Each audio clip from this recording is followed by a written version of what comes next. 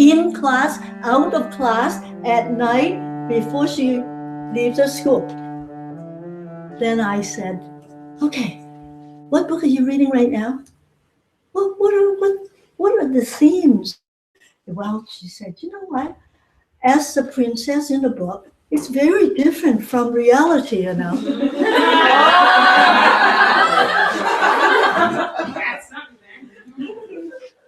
I mean, as a therapist, you try to find ways and means to enter. You got to be a good listener. You got to not only listen. You see, when you are listening, you know, can you see somebody when you say, tell me about your life, and they talk to you and your eyes go like this, and wondering if your iPhone have a beep, you know, like you're not focusing. But when you listen, your mind goes in and says, how does all this represent the person? In what way? In what area needs correction? In what area needs to encourage and needs growth? And this is what we're talking about. Looking at the positives, looking at the other side that might need some corrections, and then draw a little plan. You can even write, I like to write notes on. They don't mind me doing that. I ask them, do you mind if I write some notes? They say, not at all. And I mean, you talk and you write a little bit, then in your mind you formulate. And you say, haha, this is a positive way to enter. And they got all excited. But one of the things that I told parents is that I don't work with children alone unless I have the support of the parents. The reason is they could be as good as gold in my office, but when they get home, they would be hell on legs, right? So therefore, I said, you go. But when mother comes in, you already hear so much from the kids what the problems were in the larger family circle, right? And then you started to work layer by layer. Okay, you got the kids. The kids behaving. Now, one thing I always find that at the end of a session, you've got to have 1 or 2 points. I don't like homework. For older people even, they homework, if they don't finish the homework, they come in, they feel guilty. I didn't have time to do your homework, you know?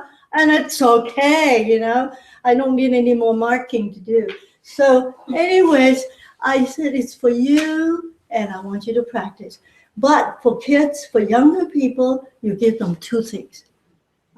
I want you to practice this and this and that. Next week, you come back and see how you feel about it. So you know what that is? They remember what they experienced in your session. They learn something that you summarize. You see, during the session, there were so many things going on, right? For the first time, they open their minds and they talk about the things that they never told anybody else. But at the end of the day, what did you want them to carry and learn and practice? So that is very important.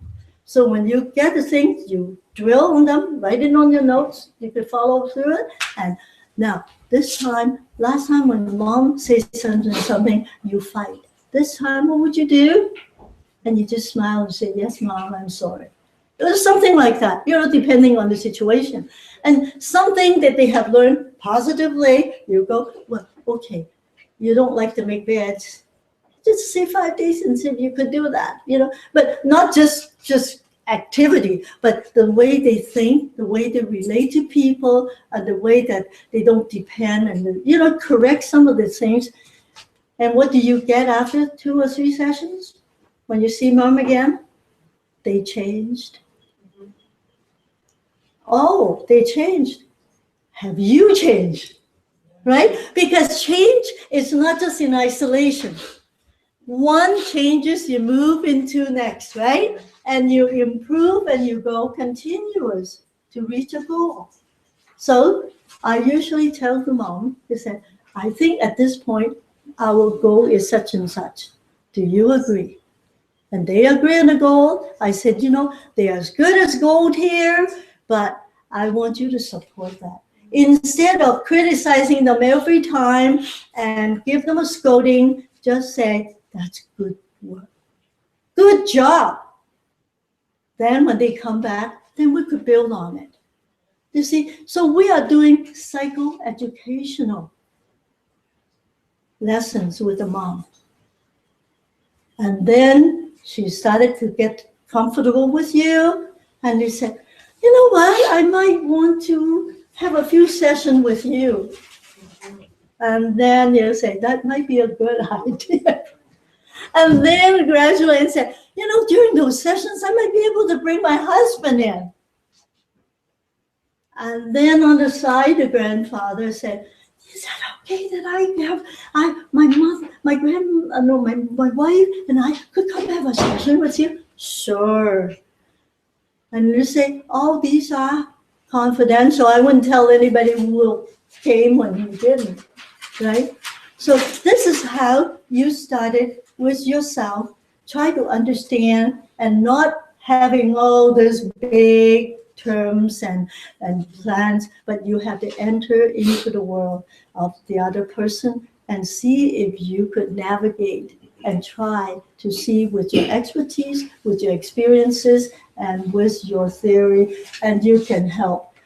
And how does a therapist hope to achieve by self-disclosing? And I think we talk about that a whole lot. Do you want to add anything? Okay, let's move forward. This what I will end in 10 minutes. Now, you can go to the American Psychological Association website, and they have guidelines for multicultural practice. Now, I'm not going to read all, I think they have 13 of them.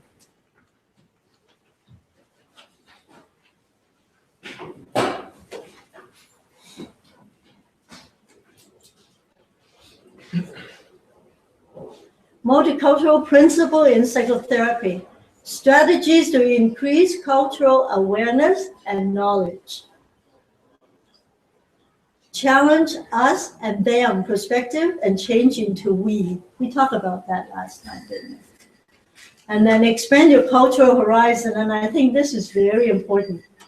Read cross-cultural and ethnic literature, especially memoir, watch foreign ethnic films, learn a foreign language, travel to other cities, other countries, or culturally different areas in the United States. So in other words, you are required to learn about the multicultural principles in psychotherapy. And let me see, don't have time to do that. Unpack your invisible and unacknowledged average of privilege. Remember I told them earlier when I introduced myself, I feel I am privileged because I did not suffer a whole bunch, that other people have. But then that doesn't mean that I could be a brat, right? So you all have to think about if we are privileged, then we should be very thankful and we could share whatever we can. And also identify yours and your client's cultural identity development stages. Because as somebody mentioned, when you first got here, you just so overwhelmed with the indigenous or in the majority culture. And you bring in some of your cultures, you feel discomfort. But then you started to grow into it and never stop. That is a process. And as Noreen was saying, sometimes, you could find yourself isolated in certain areas. But you could still develop some skills within your area that you could help other people who experience the same isolation. And I think as a therapist, we should be flexible and we should really be willing to change.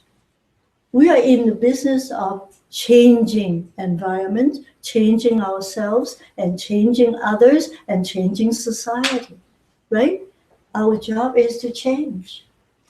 And also, conduct a critical power differential analysis. What does that mean? That applies to supervisor and supervisee, doesn't it? Earlier, I was talking to someone. My research and my specialties is in supervision, clinical supervision and training. And we have a section in Division 17, Counseling Psychology. And when I was doing my dissertation on that, I remember one of my students went out for an internship. And he said, when I'm out there, I'm expected to be white, to be Canadian. But when I go home, I'm a Japanese. And it's so hard, to mash the two together. And as a supervisor, what do you want to be? Yourself, what would you be comfortable with? It's great because when he has Japanese clients, he understands them, he's more efficient than anybody else. But when he's in internship, the supervisor will say, he doesn't do this, he doesn't do that, he get low marks. You see? So this is why it is, you talk about power differential. Your supervisor will judge your performance based on the supervisor's perspective. And therefore, we are pushing for supervisors to learn multicultural skills and multicultural approach to supervision. And some of you are supervisors, and you have to take heed how to use yourself in supervision. And that's big time, because these supervisees is going to be psychotherapists. And if you behave like a bully, they're not going to get what they need. And if you ignore them, and they're not going to get your benefit. And if you keep on disclosing because of your own personal difficulties, and the supervisees suffer. So this is why it is so important that as a supervisor, you have to check yourself. Okay, I'm going to go to, how many people use genograms?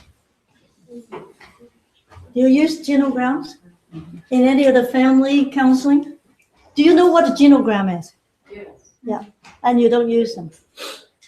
Do you think there might be benefit in genogram? Genogram is that somebody explain it.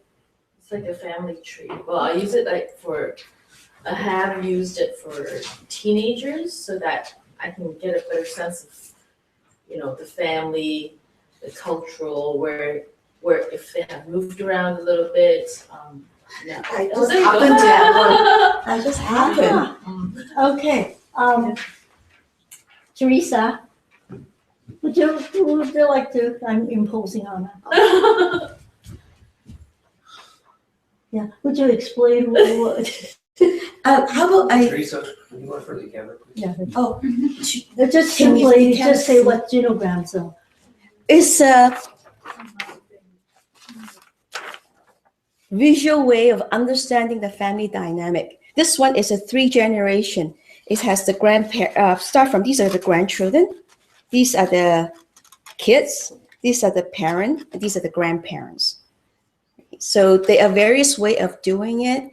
For myself, I find it gives me a global understanding of the family dynamic in a very short way.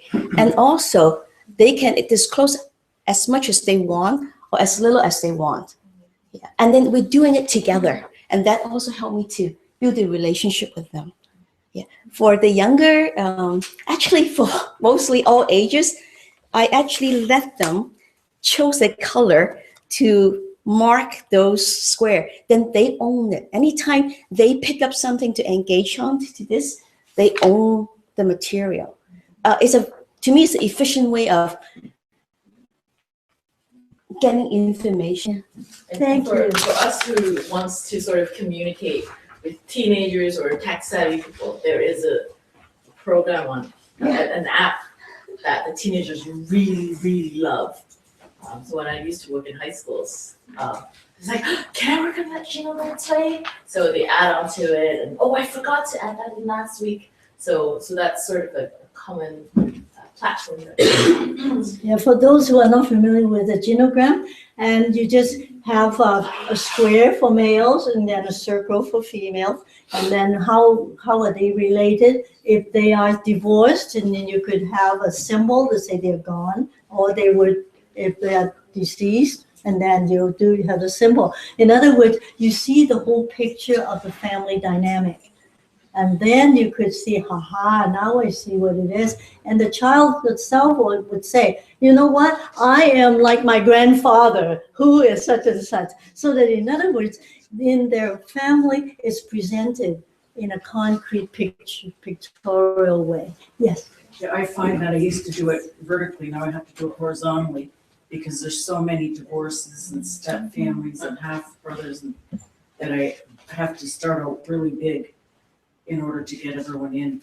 And that is a visual representation of the family tree. Yeah, it's Right? very helpful. And so instead of talking and tell you, and you figured out, okay, is that the father on the mother's side? You know, that's the grandfather, and how many generations? And you see them all there. Yeah. And then you could bring it out and say, okay, who and with whom having difficulties with whom? And that was so easy. It's a good tool. Questions? Yeah. Another question, just a comment to say that, like, in my practice with the group I work with, it's difficult to even like for them to own it as a share, because they're youth justice kids, right? So you're not allowed, a pencil is a weapon, any writing implement, right? So just doing it orally with them sometimes to understand the dynamics. But for now, I wouldn't have the luxury of having them actually doing it and, you know, doing their own coloring or showing, because it is such a dangerous setting. Mhm. But I use the oral aspect of it, Right. just to say, tell me about the dynamics between grandma, you know, or grandpa or whoever, and you will get the sense of the gist of where the issues might be. Yeah, I have a question, but go ahead. In the previous slide, I think, I don't see very well. So Okay. when you're talking about critical examination of power differential and you use the relationship of supervisor-supervisee, we tend to add that that's organizational identity, and along with it and simultaneously we have to look at social identities, Yes. because those are the essence of counseling, to know who is sitting before you, Mhm. and the visible and the invisible, to unravel it, because very often our injuries are related with the invisible. And if we don't contextualize, that's where identity politics become very important to us. Otherwise, we reproduce the opposite of what we intended to do, which was to empower in an unequal context. And also, we have potentially the counselor has higher power over the client. And then you say, well, you know all the answers. Yeah. You are that. But then you got to empower your client to say, you know your situation better than anybody else. And you've got to actually empower them. You see, a lot of clients need empowerment. And I think that's why we're looking at their strength, and we're looking for strength, so that using their strength, we could make changes. Yeah. Very often we say, you're just like me.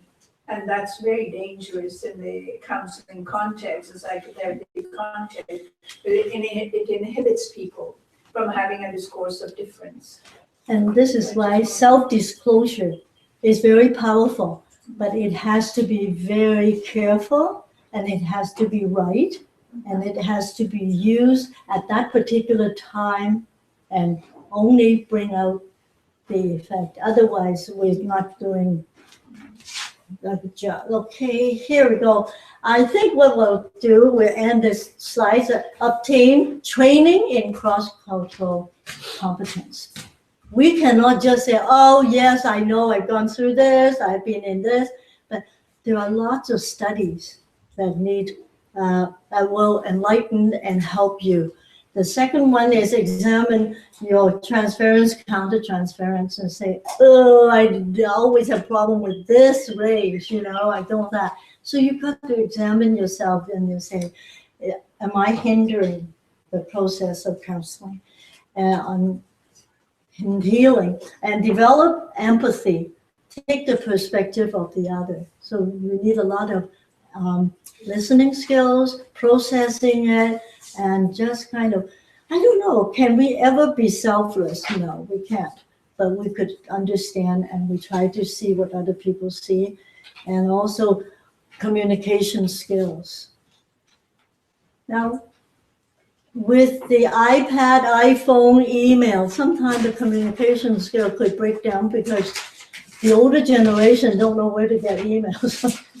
And sometimes you can't, there would be. But it's always important that we have to learn to communicate. All right. And expand your range of psychological interventions. We talk about that. And also work to enhance the cultural awareness and skills of the situation that you're associated with in your own setting. That would, oops, we're done. It's lunchtime, and have a good lunch. For those who want to carpool to go to restaurants, and you could organize it yourself. And for those who brought lunches, the microwave, oven, toasty oven, and because the weather is so good, the patio is open, the fountain is going, so enjoy your hour and be back here at 1 o'clock. Thank you.